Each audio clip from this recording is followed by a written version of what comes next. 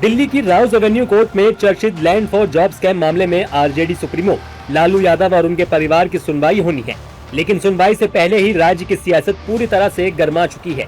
NDA नेताओं ने लालू प्रसाद यादव और उनके परिवार पर बड़ा राजनीतिक हमला बोला है। बीजेपी के राष्ट्रीय प्रवक्ता गुरु प्रकाश ने आरोप लगाया कि लालू प्रसाद यादव का पूरा परिवार भ्रष्टाचार से जुड़े मामलों में घिरा रहा है। राजनीति का उद्देश्य जनता की सेवा और राष्ट्र निर्माण होना चाहिए, न कि इसे आर्थिक लाभ कमाने का जरिया बनाना चाहिए। देखिए, पाप का घड़ा तो फूटना ही है कभी ना कभी।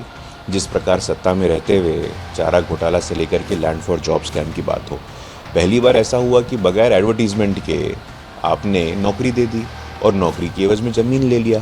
चार्जशीट हो गया है, आरोप तय हो गए हैं। तो मुझे लगता है कि ऐसे अपराधी, भ्रष्टाचारी, जितनी भी ताकत है राजनीति में, उनका अस्तित्व समाप्त होना चाहिए, राजनीति शुद्ध होनी चाहिए।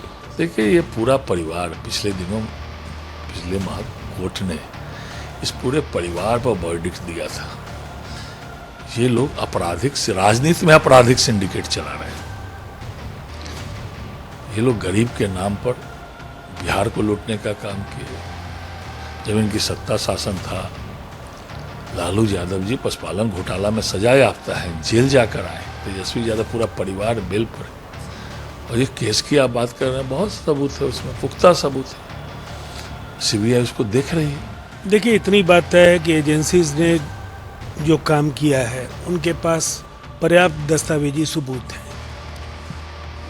अदालती प्रक्रिया है, वक्त लगता है, लेकिन हम इतना जरूर कहना चाहेंगे कि सार्वजनिक जीवन में जो परसेप्शन की भूमिका है, लालू जी और उनके परिवार के अनेक सदस्य, जिसमें तेजस्वी यादव, तेज प्रताप यादव, राबड़ी जी, मीसा जी, इतनी बातें हैं कि जो छवि है वो हर दिन खंडित हो रही है। लैंड फॉर जॉब स्कैम का मामला साल 2008-9 के दौरान का है, जब लालू प्रसाद यादव केंद्र सरकार में रेल मंत्री थे। आरोप है कि रेलवे में ग्रुप डी की नौकरियां देने के बदले कुछ उम्मीदवारों और उनके परिवारों से जमीन ली गई। सीबीआई ने मई 2022 में लालू प्रसाद यादव और उनके परिवार के सदस्यों के खिलाफ इस मामले में एफआईआर दर्ज की थी।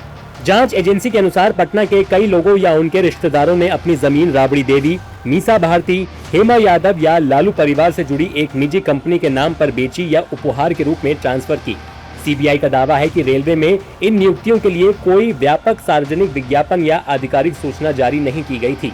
इसके बावजूद कई उम्मीदवारों को मुंबई, जबलपुर, कोलकाता, जयपुर और हाजीपुर जैसे रेलवे जोन में सब्स्टिट्यूट के तौर पर नियुक्त किया गया और बाद में उनकी सेवाएं नियमित कर दी गईं।